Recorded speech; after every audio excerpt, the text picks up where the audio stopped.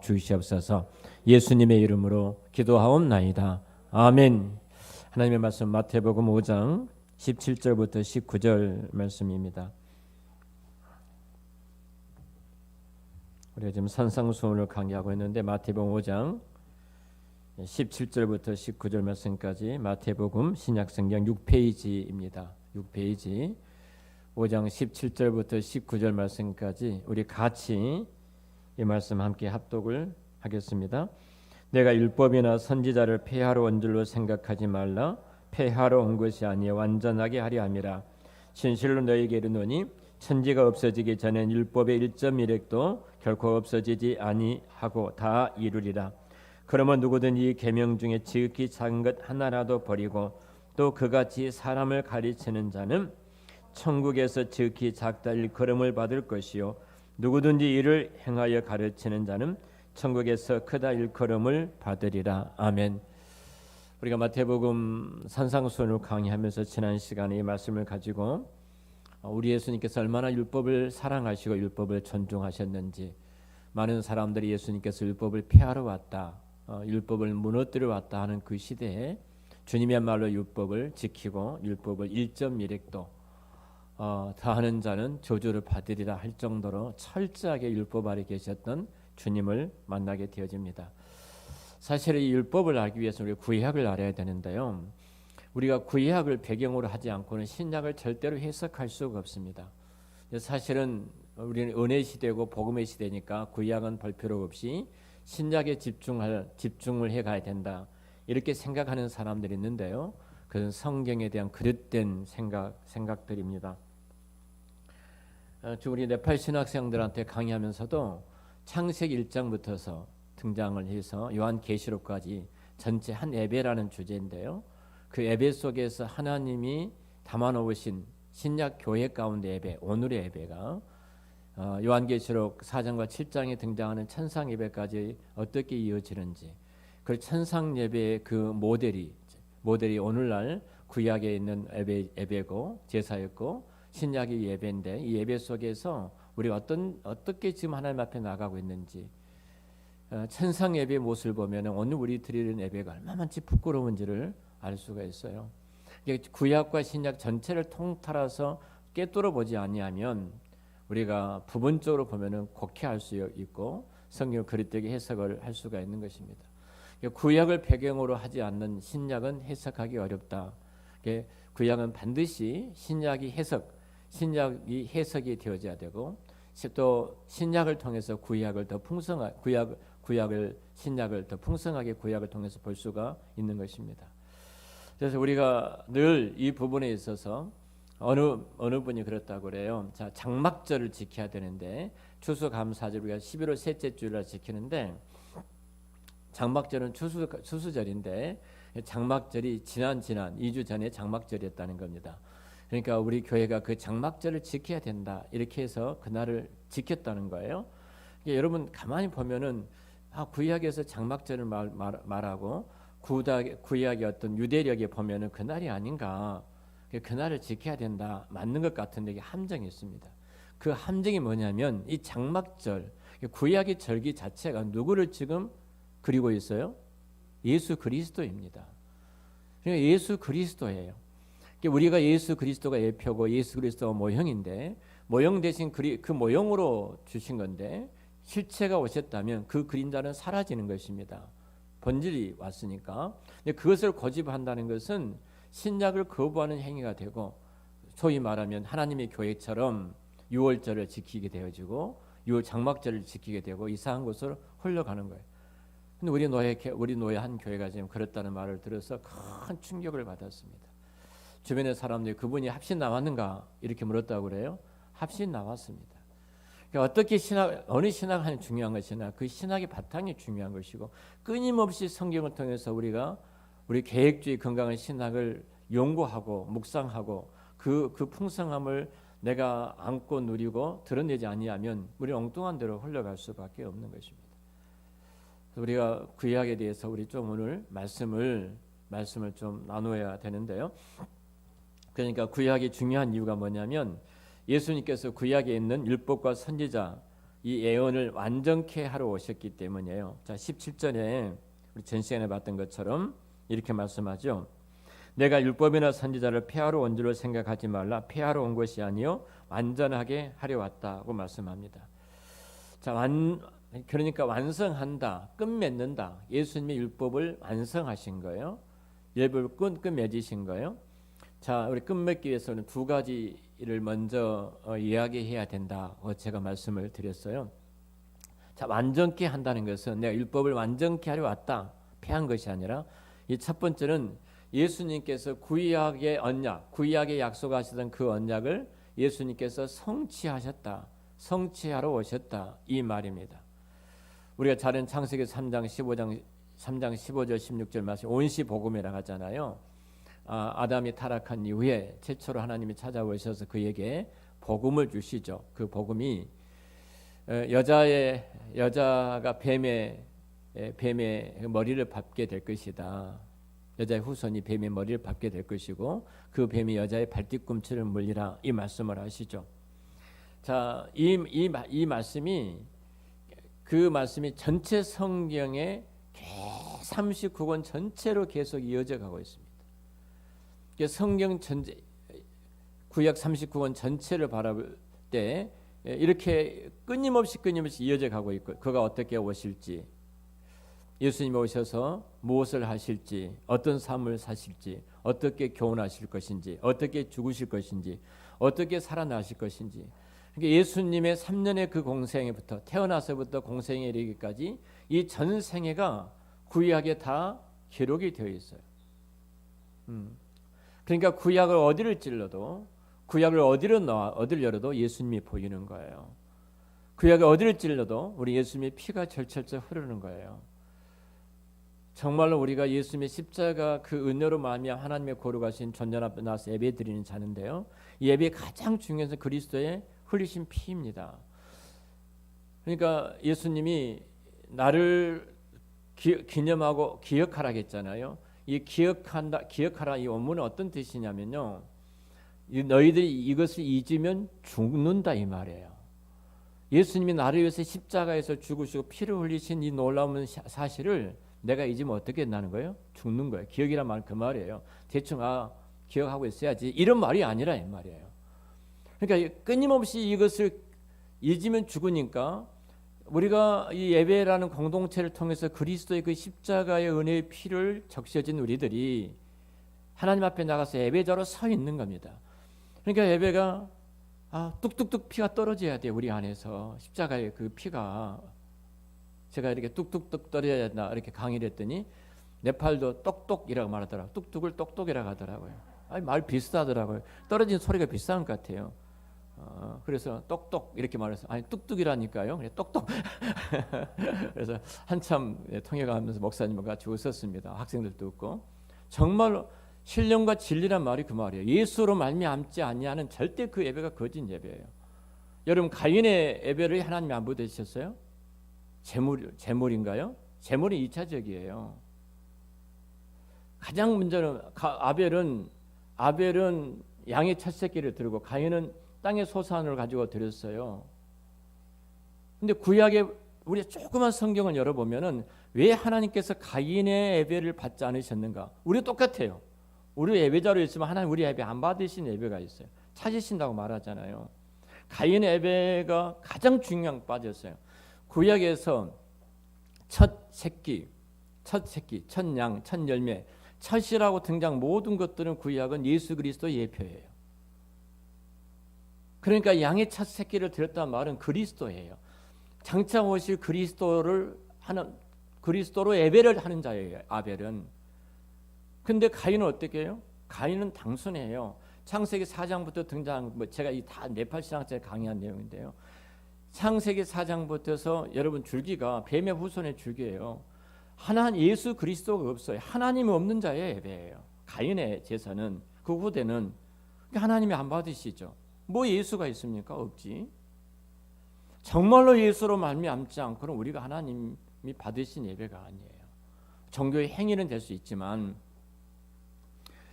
그러니까 구약이 무엇을 말하고 있는가? 이 부분에서 우리가 눈을 부릅뜨고 살펴봐야 합니다. 제가 그 말씀드렸죠. 예수님에 대한 구약에 대해서 직간접적으로 예수님에 대해서 기록된 것이 학자들이 약 1,500개가 기록되었다. 그러니까 어마어마하게 많이 구약 39권 가운데 1,500개가 기록되어 있으니까 얼마나 많이 여러분 기록이 되었습니까? 자, 일단 이 실체가 등장했습니다. 예수님이 실체죠. 예언했던 그 실체가 등장하셨어요. 그래서 이제 완결됐다는 겁니다. 이제 그렇지 않습니까? 예수님 오심으로 구약의 모든 예언들이 종결되었어요. 그리고 성취되었어요. 예수님께서 율법과 선지자를 이제 완전케 했다, 완성케 했다. 그것은 율법을 종결시켰다. 이제 그런 말입니다. 폐한 것이 아니라 율법의 마침표를 찍었다는 거예요. 자, 로마서 10장 4절 말씀 보면은 예수 그리스도는 모든 믿는 자들에게 의를 이루기 위하여 율법의 마침이 되셨다. 분명히 율법의 끝이 되신 거예요. 마침이 되신 거예요. 자, 성경을 모르신 분들이나 연세가 드신 분은 뭐 저희 어르신 우리 박정혜 권사님밖에 안 계신데요. 그 다 내 밑에 계시네요. 아래에 지금 두 분 계신가요? 안 계셔요? 바람처럼 사라지셨어요? 사라지셨구나. 자, 성경을 잘 모르는 분들이나 혹은 사실 연세가 드신 분들은 좀 딱딱하게 여겨질지 몰라. 이런 일들이. 근데 우리가 분명한 것은요. 그러나 귀담아 들으셔야 됩니다. 성령께서 우리 마음을 열어주시면 다 알아듣게 될 줄을 믿습니다. 성령으로 기록되어 있기 때문에 열어주시면 다 알아듣는. 박정희 권사님 잘 알아들으시죠? 박정희 권사님. 보청기를 안 끼셨구나. 좋은 것 좀 껴드리셔요. 제 입만 보고 계셔요, 권사님. 자, 우리가 모세 오경이 이렇게 율법이라고 말을 하잖아요, 학자들이. 학자들의 그 분석에 하면은 이 율법에는 세 가지 법이 들었어요. 크게 세 가지 법이 율법 안에 들어있어요. 율법에 세 가지 법이 들었는데 목사님 꼭 신학생들 강의한 것처럼 하신다. 우리 교회 수준이 그렇습니다. 세 가지 법이 들은 그 중 하나가 바로 여러분 잘 아는 것처럼 의식법이 있고요. 그리고 시민법이 있고요. 도덕법이 있습니다. 그러니까 율법을 크게 세 가지로 말한다면 의식법과 시민법과 도덕법으로 나눌 수 있어요. 이 세 가지 큰 법을 보면 전체가 또 율법을 하나 볼 수가 있는데 분류하면 그래요. 자, 의식법이 뭐냐면요. 제사와 관련된 법입니다. 자, 제사를 드리는 제사장이죠. 그리고 그 제사를 함께 돕는 레인들이 등장하죠. 그들에 대한 법이에요. 그러니까 이 제사 드린 법은 제사장과 레인들은 그들을 위해서 성전을 위해서 구별된 사람들이잖아요. 구별된 사람이에요. 그래서 어떤 사람은 목사가 레인이다. 신약 시대는 그러지 않아요. 예수님이 다 완결했기 때문에 우리 모두가 다 레인이에요. 그리스도 안에서 거룩한 우리는 구별된 사람들이에요. 할렐루야. 그러니까 그런 이상한 소리 하면은 저 사람이 이상한 길로 지금 가고 있구나. 정신을 바짝 차려야 돼요. 안 그러면 모르는 사이에 빨려 들어가다가 이단으로 또 빠지니까 정신을 좀 차리셔야 돼요. 그리고 제사를 드릴 때 여러 가지 이제 성소가 있고 그 장소에 성소가 등장한 것은 장소에 관한 법이잖아요. 제사 드리는 성소가 있고 그렇잖아요. 장소에 관한 법이고 제사를 드리는 절기에 관한 법들이 있죠. 여러 법들이 있어요. 이 모든 것을 통틀어서 뭐 제가 설명할 수 없지만은 의식법이다 이렇게 말을 해요. 의식법은 출애굽기에 이제 많이 나오고 레위기 같은 경우에는 뭐 전체가 제사에 대한 정말로 우리와 상관이 없는 뭐 소제는 번제는 뭐 화목제는 이렇게 드려라 뭐 닭을 뜨고 그리고 뭐 피를 어떻게 하고 내장을 어떻게 하라 뭐 정말로 보면은 성경은 다 건너뛰어요. 건너뛰든지 거기서 구약 읽다가 멈춰버리든지 그러잖아요. 근데 레위기처럼 그리스도의 거룩함과 그리스도의 사역이 풍성하게 담겨진 것이 없어요. 정말로 풍성하고 풍성한 은혜가 레위기에 담겨 있어요. 유일하게 레위기를 우리 박영서 목사님 강의를 안 하셨더라고요. 다 강의를 하셨는데 부분적으로 하셨더라고요. 근데 저희 교수는 제가 레위기를 강의했습니다. 기억나신가요? 기억이 안 나시죠? 하여튼 훌륭하셔요. 자, 이 모든 것이 레위기에도 신명기에도 나옵니다. 그러니까 레위기를 보면 진짜 정신을 차릴 수 없을 정도로 이 제사, 수많은 제사들이 나오는데요. 이 모든 것들을 딱 하나로 말한다면 의식법이다, 이렇게 볼 수가 있어요. 그런데 이 모든 의식들은 뭐냐면 전부 장차 예수님이 이 세상에 오셔서 자기 백성들을 하나님께서 영원 전에 선택한, 예정하신 가운데 택한 자기 백성들을 구원하시기 위해서 자기 백성들의 죄를 짊어지시고 십자가에서 죽으실 그 죽음을 지금 가리키고 있는 것이 레위기예요. 그러니까 레위기를 볼 때 얼마만큼 예수님의 풍성한 그 사랑, 우리를 구속하기 위해서 이루신 하나님의 은혜가 얼마나 큰가를 그 안에서 살펴볼 수가 있어요. 모든 제사가 누구에게 집중되어 있다고요? 예수님의 십자가로 집중이 되어 있습니다. 자, 예수님이 오시면, 자, 우리가 번제로 드렸잖아요. 뭐 양으로 드리고 염소대로 드리고, 번제로 죽은 염소, 뭐 속죄제로 양, 화목제로 뭐 소, 또 소제로 곡식 뭐 등등등 제사를 이렇게 제물로 바치잖아요. 이 모든 제물은 그리스도의 예표예요. 그리스도의 예표. 그래서 예수님께서 죄를 짊어지시고 십자가에서 죽을 것이라는 그 제사를 통해서 전부 다 이렇게 예표를 하고 있는 것입니다. 그런데 예수님이 이제 오셨습니다. 그 실체이신 그 예수님이 오셨어요. 그래서 자신을, 세례 요한이 첫 번째 먼발치에서 예수님이 걸어올 때 마지막 선지자, 그 이야기였던 세례 요한이 그 예수님을 보면서 한마디 외칩니다. 뭐라고 외쳐요? 보라, 세상 죄를 지고 가는 하나님의 어린 양이다, 이렇게 했죠. 이 말은 세례 요한을 통해서 구약 전체를 한마디로 예수님에 대해서 요약해서 딱 말씀을 꽝 때리는 것이, 보라, 세상 죄를 지고 가는 하나님의 어린 양이다, 이 말씀이에요. 그러니까 결국은 우리 예수님께서 친히 대제사장이 되어 주셔서 십자가에서 거룩한 제사를 당신이 이제 드리시고 제물로 드리시고 그 피로 우리를 다 피라는 값을 지불하고 우리를 사내셨죠. 예수님이 십자가에 죽으실 때 굉장히 중요한 말씀하시죠. 내가 다 마지막으로 이루었다. 다 이루었다는 말이 헬라어로 뭐라고요? 역시 훌륭하십니다. 테텔레스타이, 값을 지불하고, 이 값을 지불하고 다 내가 너희들을 사내었다. 그러면 우리가 죄가 있어요, 없어요? 우리는 죄가 없는, 그를 믿는 자들에게 죄가 없는 겁니다. 죄로부터 자유함을 얻는 이 복을 우리가 받게 된 거예요. 그래서 히브리서 10장 4절에 중요한 말씀을 하죠. 히브리 10장 4절 말씀 보면은 예수님이 한 제물이 되셨어요.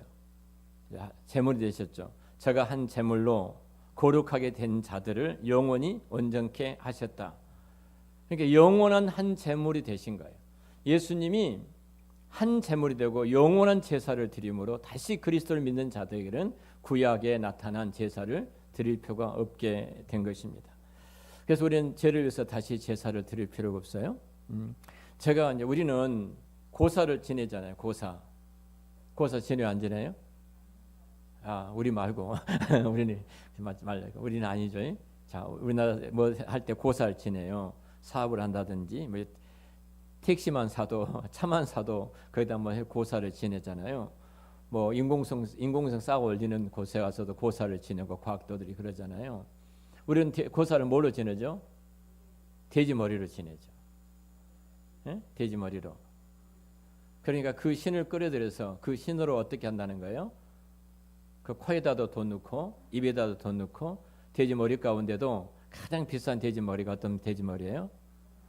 웃고 있는 돼지머리. 그걸 비싸대요, 그건요. 그래서 입에다가 돼지머리 입에다가 돈을 끼워 넣죠. 고사를 지내.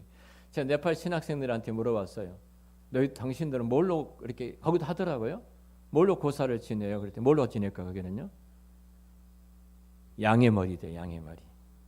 양의 머리를 갖고 똑같이 한국처럼 설명했더니 그 제사를 지낸다 하더라고요. 어느 나라다 다 있어요, 이렇게. 샤먼이 다 있어요, 샤먼이.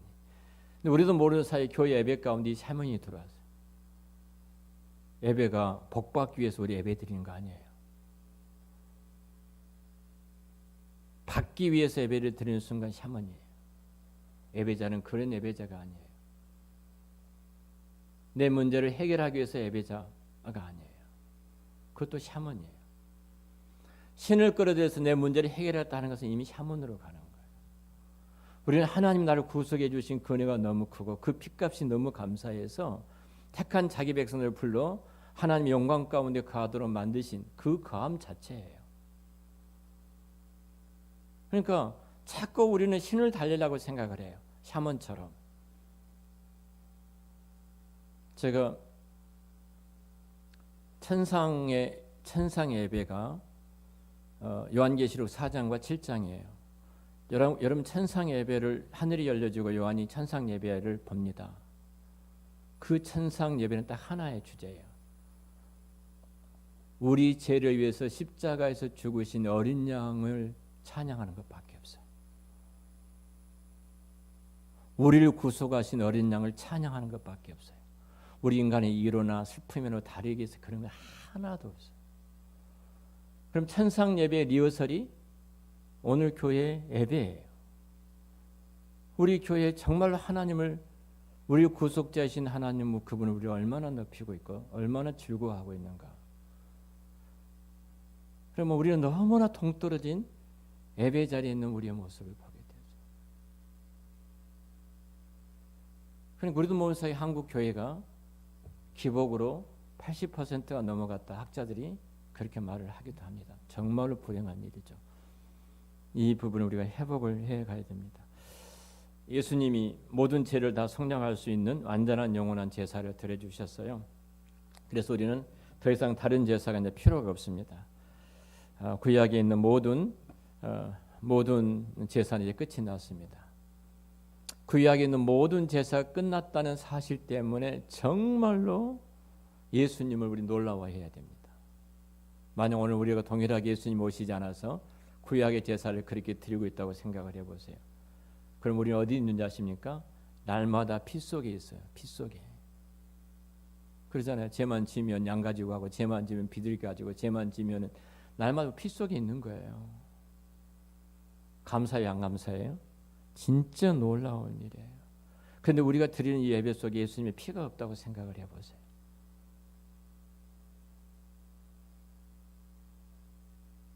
종교의 행위입니다. 참 불행합니다만 종교의 행위예요. 그리스도의 피가 철철 넘치는 예배로 회복되면요, 성령이 그 교회 가운데 역사하실 수밖에 없어요. 자, 우리가 의식법에 대해 잠깐 말씀을 드리고 또 하나는 뭐 굉장히 많은 법들이 있는데 다 하나씩 언젠가 또 설명할 수 있는 기회가 있을지 모르겠습니다만 또 하나는 시민법입니다. 두 번째로. 자, 우리는 천국 백성이죠. 구약에는 선민이라고 하죠. 하나님께서 이스라엘을 선택된 특별한 선민입니다. 이 선민을 통해서 열방에 이 선민을 선민 삼으신 하나님의 뜻은 열방에 하나님 창조자 유일하신 하나님 누구인가를 이 백성을 통해서 계시해 주신 그림이에요. 이 이스라엘 백성을 통해서 모든 열방들이 이방인들이 누구를 보는 거예요? 하나님이 누군가를 보게 만드신 거예요. 굉장히 중요한 자리죠. 이들만이 갖고 있는 시민법이 있습니다. 그러니까 하나님께서 이스라엘 백성들을 선택하셨어요. 그래 너는 내 것이다. 내가 너를 지명하네. 너는 내 것이다. 나는 내 하나님이다. 그리고 중요한 말을 해요. 우리는 여기만 끝내요. 찬송도. 그렇죠? 여기 끝나죠. 가장 중요한 말을 해요. 오늘도 우리 찬양 거기서 끝났어요. 그 다음이 거룩하라 이 말이에요. 거룩하라. 근데 우리는 거기는 딱 문을 닫아요. 거룩하라. 다른 민족과 구별되어져야 된다는 겁니다. 그래서 다른 민족들과 하나님이 직접적으로 이 민족을 통치하시는데 통치하실 때 3직을 주셨죠. 왕과 제사장과 그리고 선지자 3직을 주셔서 그들을 중보자로 세우시고 이스라엘을 신정정치 하나님이 직접적인 통치를 이루어 가십니다. 이것을 우리는 구약의 이스라엘을 신정국가라 이렇게 이야기합니다. 자, 이 신정국가를 하나님이 세우시고 직접 다스리는데 아주 구체적인 법들을 하나님이 주신 거예요. 그 법이 있어야 되지 않겠습니까? 천국 시민으로서 하나님이 하나님이시니까 하나님이 이 민족의 왕으로 가시고 중보자로 두셔서 이들을 통치하고 다스려 가시니까 그들만이 갖고 있는 하늘의 시민 법이 있어야 되잖아요. 그러잖아요. 자, 우리도 교회에도 규칙이 있어요. 교인의 규칙이 있고 교회의 법이 있습니다. 우리 하나님 나라의 백성으로서 어떤 법을 가지고 있는 거예요.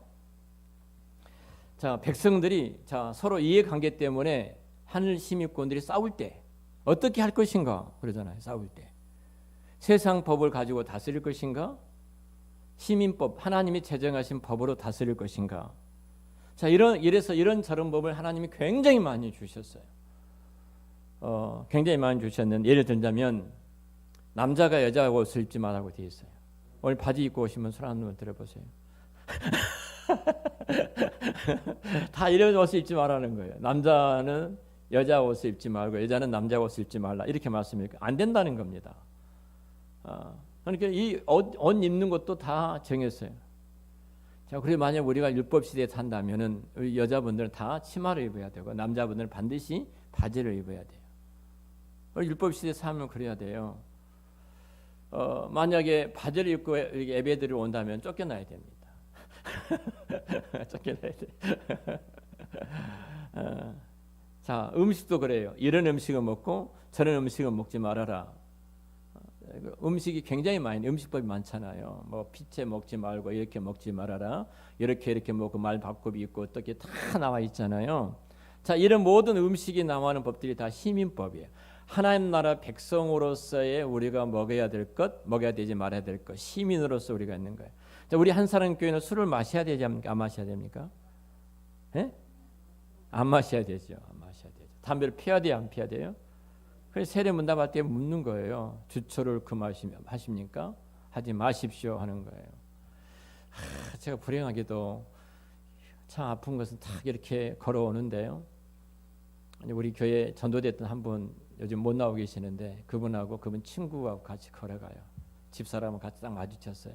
이 친구가 제가 등록한 교회 목사님입니다 했더니 이제 이 친구도 술 먹고 한잔 먹고 그 옆에 있는 친구도 술을 먹고 건하게 먹고 비틀 이렇게. 그래서 타나 뭐라고 한지 아십니까? 목사님 제가 장로입니다. 그래서 제가 어느 순복음교회 장로입니다. 몇 번 말을 하는 거예요. 아, 그러시하고. 근데 제가 한마디 말을 못했어요. 사람들이 막 시장이니까 막 그때 막 명절 젊으니까 막 다니니까 장로 맞아? 술 먹고 이 말을 못했어요. 진짜 하고 싶었어요. 진짜 되더라고요. 그래서 목사님 제가 교회 나와도 됩니까? 그러더라고요.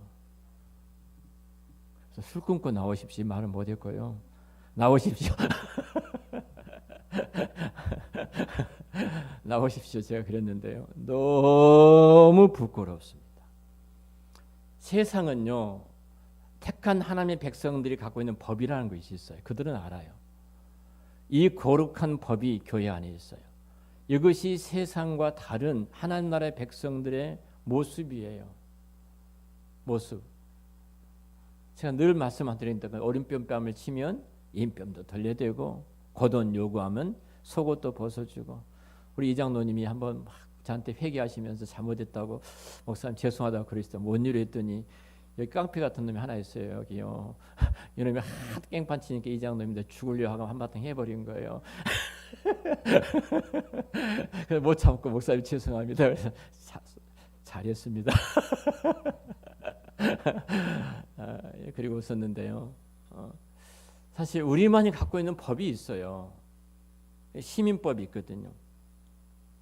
자, 이 시민법도 동일하게 예수님의 오심으로써 어떻게 해요? 다 완성된 거예요. 이제 그리스도 안에서. 그러니까 우리가 주님을 바라볼 때 우리는 어떻게 해야 되냐? 쌍수 들고 환영이야. 너무너무 감사한 거예요. 우리가. 여러분 바지 입고 교회에 들어오는 것이 얼마나 감사한지 들을 때마다 하나님 감사합니다.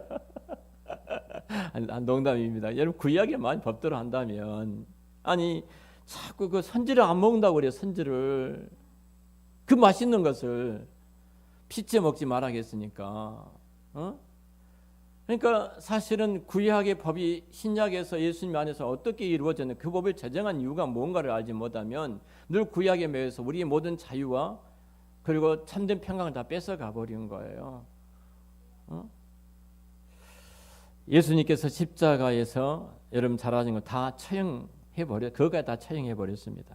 그래서 선택받은 백성으로서 이제 우리가 그 은혜를 입게 되었는데요. 얼마나 우리가 그 예수님을 생각할 때마다 그 은혜가 얼마나 큰지, 구약을 볼 때마다 너무너무 예수님의 그 은혜가 풍성히 담겨 있어요. 구약을 많이 읽으셔야 돼요. 맨 신약만 읽지 마시고. 예수님이 죽으시자마자 그 순간부터 자, 이렇게 이 일에 의해서 오신 예수님을 그 유대인들이 죽였죠.